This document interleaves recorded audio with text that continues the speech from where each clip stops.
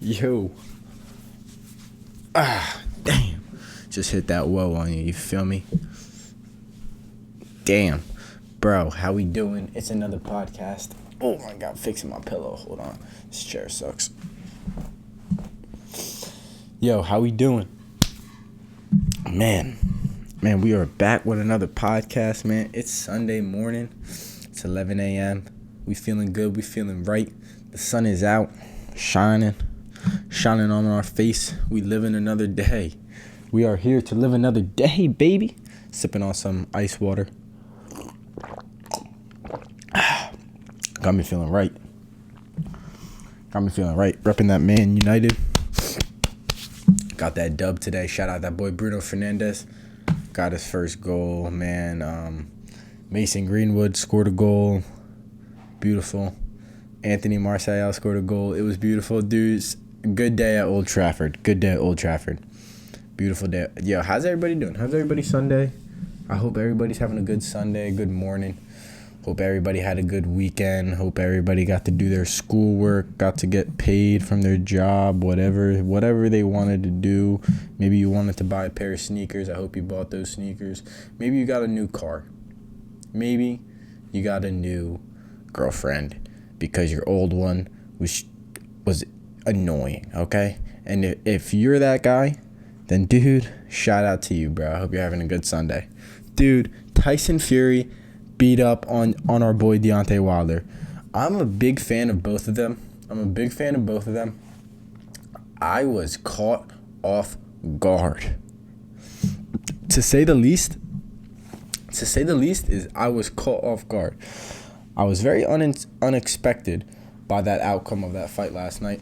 I was really not prepared to see Deontay Wilder kind of just get manhandled like that. I knew, and I kind of figured it was going to be a big factor going into this, that Tyson Fury was coming in not overweight. He wasn't coming in overweight in the aspect that Andy Ruiz came in. Andy Ruiz came in like 15, 20 pounds, like just pure fat, just like laziness, like just eating mad, like not really training that hard. Tyson Fury put on like healthy muscle. He put on healthy weight, So he had a little bit more snap in his punch. He had a little bit more power in his step. He had a little bit more kick, a little bit more pep in the step, you know what I'm saying? But he had an extra 50 pounds on Wilder. He weighed in at 283 and Wilder weighed in at like 230. That's 50 pounds, bro. You're like 2 or 3 inches taller and 50 pounds larger. So I mean that has to play a huge factor in this fight, and like what happened and how it went down and why it went down the way it went down. The knockdown in the second round was huge. Was it the second or third round? It was huge. Blew out Wilder's eardrum. Was bleeding for the next five to 6 rounds. Throws off your equilibrium. Couldn't find his legs really after that. Couldn't find any rhythm. Couldn't find his jab.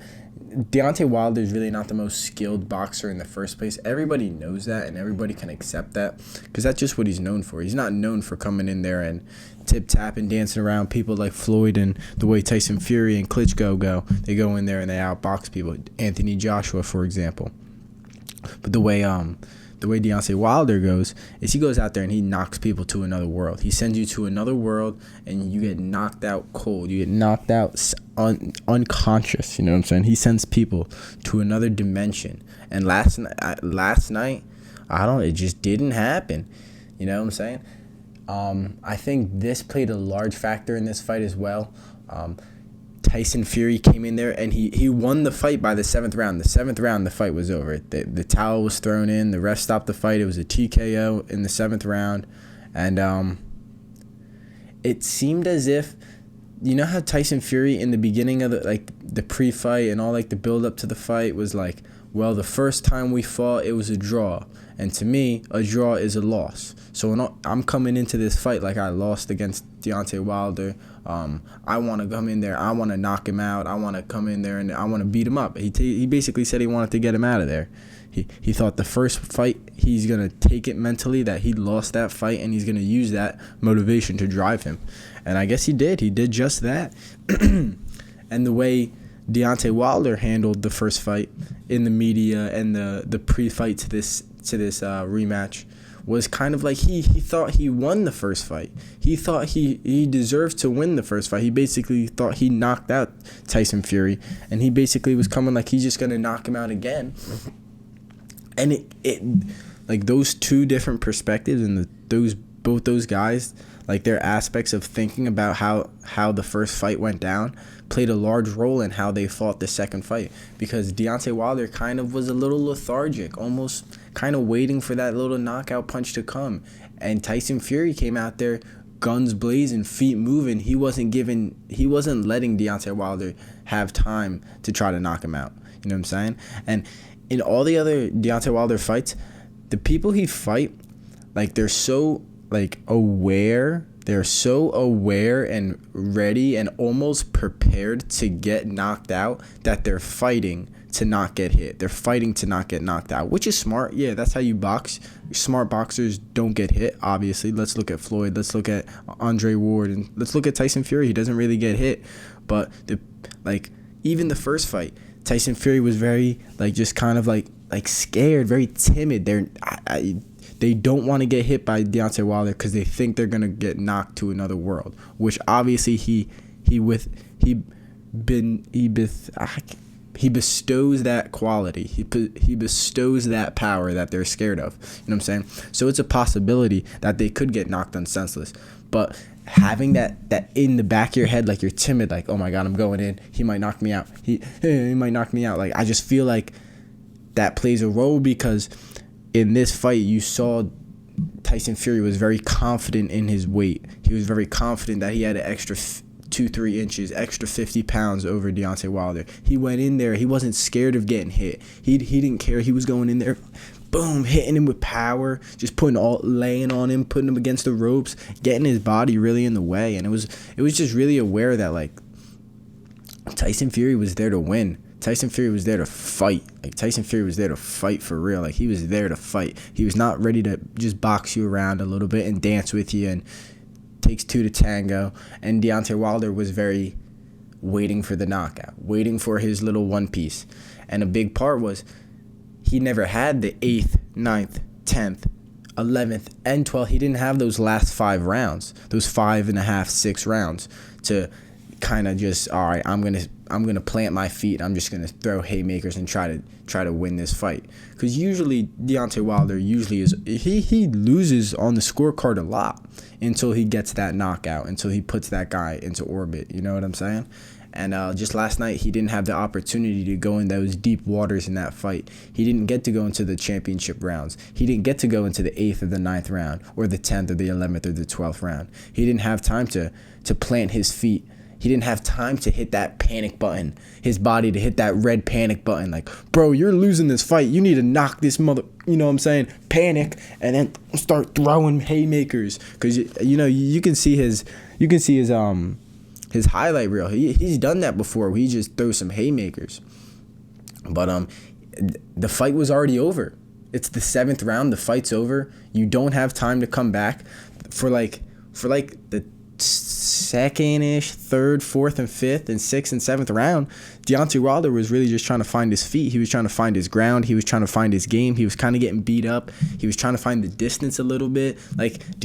Tyson Fury was breaking all of that up, breaking all the momentum up, breaking everything up. Tyson was getting in there and just kind of rubbing with him, throwing him around, getting him in the headlock, get out, jab, jab, hook, uppercut, get in there, just rope-a-dope with him. Tyson Fury is good, man. He is good. He is so good. He is so good. Watching that last night was because you watched his fight a few months ago against Otto Defo or something like that, the guy from Sweden, where Tyson Fury got that cut across his eye and they almost stopped that fight in New York. Luckily they didn't. But man, he came out there. He looked good. He looked really good. He left his coach that he's been with for a long time, and he went back to his old coach, his roots. He went back to the roots.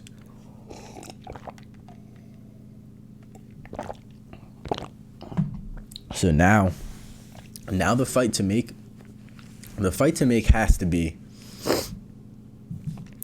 Anthony Joshua, Tyson Fury in Wembley Stadium. You know, that's insane. That's insane. What is that, like 100,000 people? It'd probably be like maybe more, give or take 100,000 people. Wembley Stadium, England, London. 2 British men. Oh my God, dude, that would be so lit. That would be so lit. Like, that would be some shit to go to, bro. Like, if you're a big boxing fan and like you never maybe want to go out to Europe or something, that would be so cool. That'd be so cool. And then for Wilder, what do? If you're Wilder, I guess you try to get the trilogy so you don't fall off. Maybe make another 100 mil. You know what I'm saying? He probably made like 100 mil from this fight, which is insane. Probably like 50 to 100 mil with sponsors and everything. So if you're Wilder, I guess you try to fight Anthony Joshua as well, because he's a big money fight. You try to get the trilogy, or if Tyson Fury ends up fighting Anthony Joshua, which should happen, which as a fan should happen, but you know, boxing's not like MMA. MMA, the good fights usually happen. The fights that we want to see in MMA and UFC happen. You know what I'm saying? For the most part, Tony, Khabib, Conor, everyone. You know what I'm saying? It happens. But in boxing, you know, it took Floyd and Manny Pacquiao 20 years to fight each other. It took them 10 decades. But it's ridiculous. Promotion, money, greed, records. They're trying to keep that undefeated record, which is ridiculous, because the idea of being undefeated obviously means you didn't go against really good challenging opponents to a certain extent. Don't get me wrong, but you know exactly what I mean. You know what I'm saying? But you hear a real combat sport champion talk about the idea of a title and a belt and champions, and like Max Holloway, like he lost the belt his last fight, but he's still a featherweight champ. He's still an MMA champion. You know, he is the champ, no matter what. Like, he's a championship fighter. You know what I'm saying? Like that, and like that goes. So I guess Andy Ruiz, Deontay Wilder is probably the next fight to make. If you're both of those guys, that I would watch that fight, because Andy Ruiz got hands. Andy Ruiz can fight. Like, he came in overweight and lazy. That Anthony Joshua 2, that rematch. But dude, he's got hands. He is good. He's very fluid. He's got power. He's got speed. He's good. You don't want to fight that guy. You don't really want to fight that guy. I'm shaking over there. But excuse me. Yeah, Wilder though, dude, I can't believe he got beat up like that. I'm kind of upset, because I just feel bad, just because, like, think about being a fighter. Like, to be a fighter, to be like an MMA boxer, like, you have to go and first off you have to train mad hard just to prepare for a fight. You know what I'm saying? You train your whole life, and then you train you get a specific amount of time to train for one opponent, and you put so much effort and energy and emotion. The amount of emotion, that's really the thing though, is because you really have to not trick yourself, but you really do have to. You have to believe that you're the better fighter. You have to believe that you're going to win. You have to believe that this guy can't beat you. Like, you're going in there, you're ready to die in there, because this guy can't beat you in a fight, bro. You know what I'm saying? Like, you're fighting. Like, I'm a fighter, bro. You're not going to beat me in a fight. Like, that's the mindset they have to have. And then to go in there and, like, especially being, like, knowing that the lights and the cameras and everybody's watching, and then lose, you know what I'm saying? Or get, like, knocked out or TKO'd. Your corner has to throw a towel in. Like, that has to be so, like, humiliating. And, like, yeah, of course, like, people like me, like, Wilder just lost the fight. Wilder would probably kill me if he punched me in the face. If Wilder came up and just went boom, I'd probably be dead. But just the amount of emotion that goes into it, because, like, you believe that you're gonna win. You believe, like, you go on his Instagram, like, he posted, like, a picture a few days ago, like, he's hosting an after party, like after I knock this fool out. It's like, I'm hosting this after party. You already know, 41 knockouts. And, like, you have to believe it, bro. Like, I'm going to this party. I don't care, bro. I'm knocking him out. What you mean? I've been training for years. I've been training for months. I'm about to knock this fool out. I did it last time. I'm going to do it again. And then you lose and everything. Like, nah, I'm not going out tonight, man. I just lost the fight, bro. I can't host a party. I'm not the winner. I'm not the champ, bro. I just lost. I lost my belt. I lost the championship. That's got to be really like such like an ego hit. That's got to be such an ego hit. But them fighters really be deep. That's why fighters like UFC fighters, they be so deep and like so emotional, because they have to deal with that emotion. They have to deal with that serious fear. Like that's serious fear. Like this shit. Like, oh my God, I gotta go to work today. I'm 2 minutes late. My boss is gonna yell at me. Like that's bullshit. Like that's not real, bro. That's fake. Like that's some made up shit you're playing in your head about some fake fear that you know what I'm saying, that the human body is trying to instill on you. Like fighting someone and like having to deal with the repercussions of losing and your family and going to a family party, like, and they, oh, we love you, man. You fought your heart out. Like that's got to be like hard. That's got to be really hard to deal with. So them having to deal with that and having to overcome that stuff, that just goes to show how like mentally strong they are and how and where they are emotionally and mentally. It's really crazy, bro. It's really crazy. It's really crazy. Dude, but it was a fun night, man. It was a fun... Ooh, I'm feeling like a nice... Dude, I gotta get a massage, bro. It's cold up in this room. Dude, how's everybody doing now, man? Yo, I can't believe Man U, bro. Such a good day at Old Trafford, man. Such a good day at Old Trafford. I'm so hype about that win. We needed a good win. Towards the... That's not the end of the season, but around right now in the season, we needed this.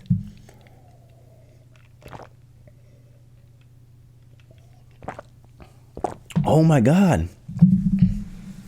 Arsenal's playing right now. I want to watch that game. I like to watch Arsenal just because, like, first off, I low-key like, I kind of like the yellow jerseys and their regular jerseys. Arsenal-Everton, it's a good game. But I kind of like Everton too. But I just like the fact that Arsenal is kind of struggling and they're like a huge, like, historic, multi-$100 million club, and they've been struggling, and like they got the manager from Paris Saint-Germain, and he kind of coached them into dog shit. I mean, bro, you have players like Alexander Lacazette, Aubameyang, Mesut Ozil. You bought Nicolas Pepe for 80 million pounds. Now that was a waste. You know what I'm saying? You bought Nicolas Pepe for 80 million pounds. Look, and Everton already scored. That's what the thing about Arsenal right now is David Luiz is not super bad. David Luiz is like, personally, on a team like Arsenal, on a team like Manchester United, Arsenal, one of these higher level teams, David Luiz is a substitute center back right now. Right now, he's a substitute center back. You know what I'm saying? He's their star center. He's their best center back. And he's not that good. He's a rotational center back. Their other center backs are horrible. Who is it? Socrates? That he is so bad, bro. And who's the other guy? The other guy's Mustafi. Mustafi may be the worst player, the worst center back in the Premier League, bro. He's so bad. Like, he's so bad. Like, I don't understand how he plays. Like, I don't... Like, sometimes I'm watching him, and I'm like, bro, he's a grown... Like, I can play better defense like that. Like, if I really, like... If I'm just, like, focusing on playing soccer defense, like Mustafi, yeah.